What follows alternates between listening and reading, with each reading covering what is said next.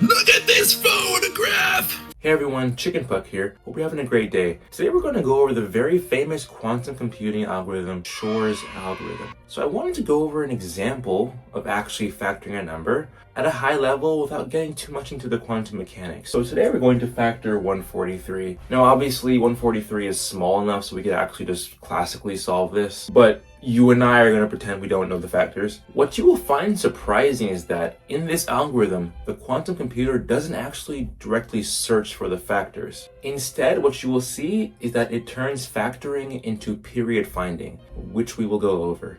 And the quantum computer helps us find that period. Let's get started. The algorithm starts by choosing a number less than our n here, which is 143. So we're going to choose b equals 7. So before doing anything quantum, we want to find the GCD of our b, which is 7, and our n, which is 143. This GCD just means the greatest common divisor. It just means the largest integer that divides both numbers. So for example, if you had GCD of 12 and 18, you would get 6, because 6 is the largest number that divides both of those, right?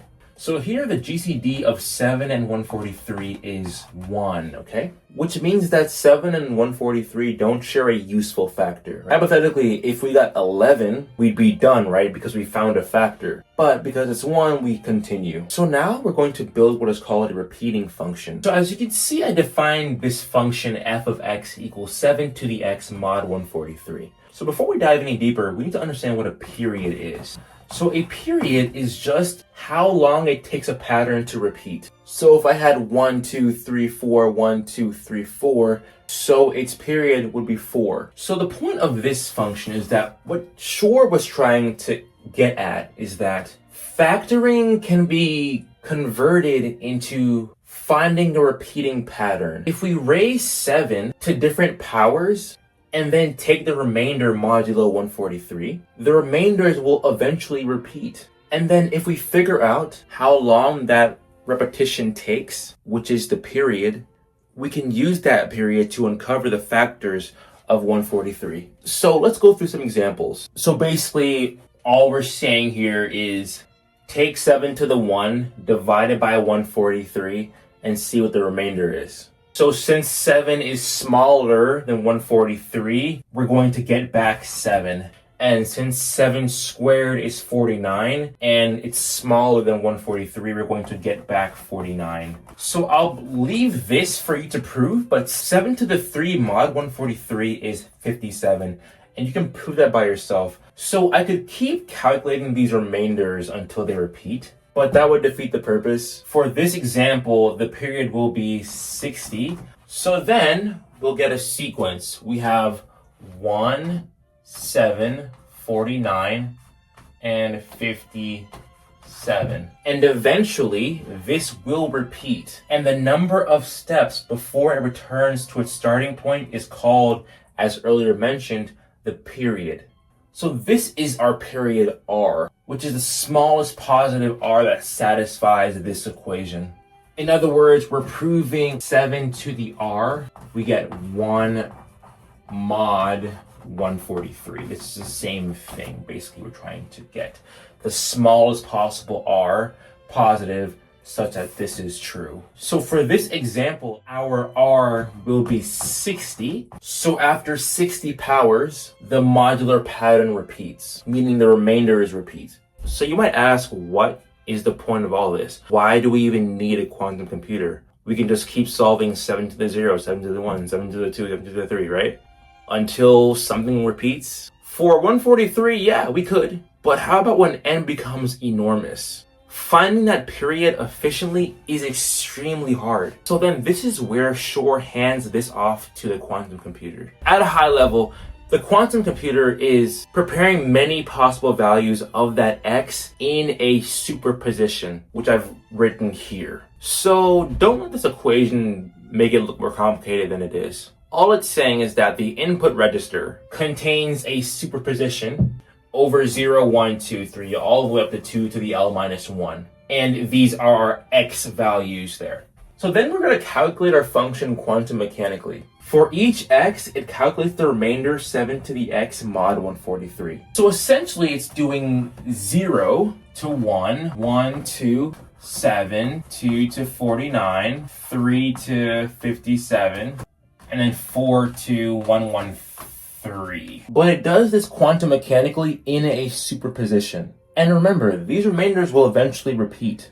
In our example, they repeat every 60 steps. The quantum computer's job is to figure out that hidden repetition without us manually calculating all 60 steps. So now there is a hidden periodic structure in this quantum state. Since we know the f will repeat for every 60 inputs, now enters the Quantum Fourier Transform. The Salk is my eraser, sorry.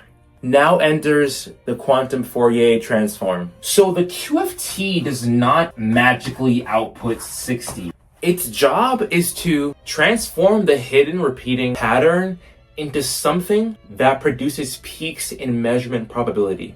And this is closely related to what a Fourier transform does. A Fourier transform takes something periodic and reveals its frequencies. The QFT essentially does the quantum version of that. I've written that here. So if our period is R, the QFT will cause constructive interference around values corresponding roughly to K over R for integers K. So in this notation, when we measure the input register, we obtain some integer Z, you can see here, and the useful outcomes approximately satisfy Z over 2 to the L, approximately K over R. So that's the bridge between the quantum measurement and then the period we're looking for. So assume we ran the QFT and we measured. Then we would get Z equals 7646. So in this example, one quantum measurement would yield Z after we run QFT and measure.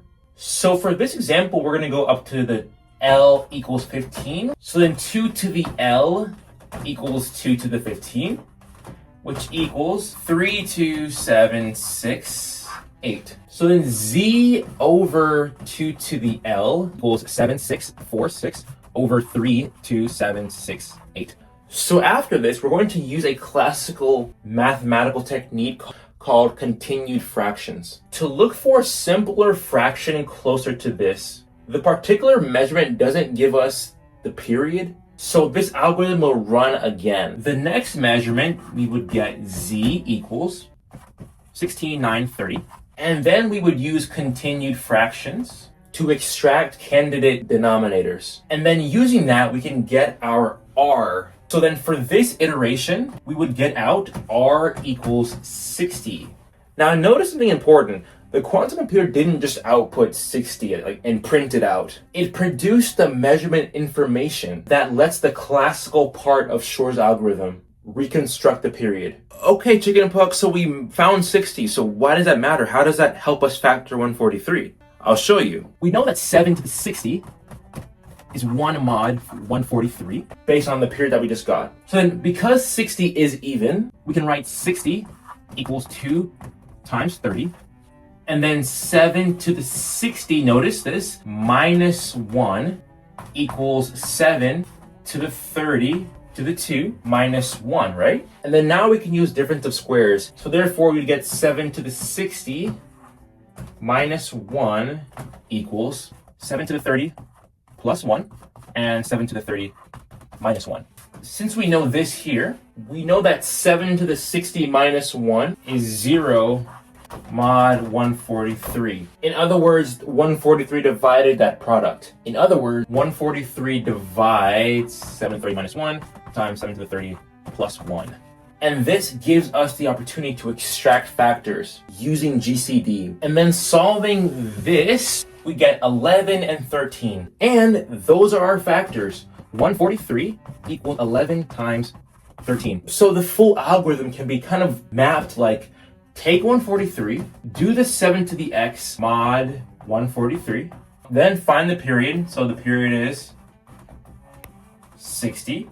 Then we do our difference of squares, and then we get out our factors using the GCD, which is 11 and 13. That's it. The key insight in Shor's algorithm isn't that the computer tries every factor simultaneously. Instead, Shor's algorithm converts factoring into period finding. The quantum superposition lets us encode the periodic function. Then the Quantum Fourier Transform converts that periodic structure into measurement peaks. And then classical continued functions extract a candidate from those measurements. And once we know the period, ordinary number theory and the greatest common divisor give us the factors. And that's how Shor's algorithm works. It turns quantum interference into the factors of a classical integer. So note that the QFT doesn't find the period directly. It creates a probability distribution concentrated near values related to the k over r. I think that's enough math for today. Thank you for watching.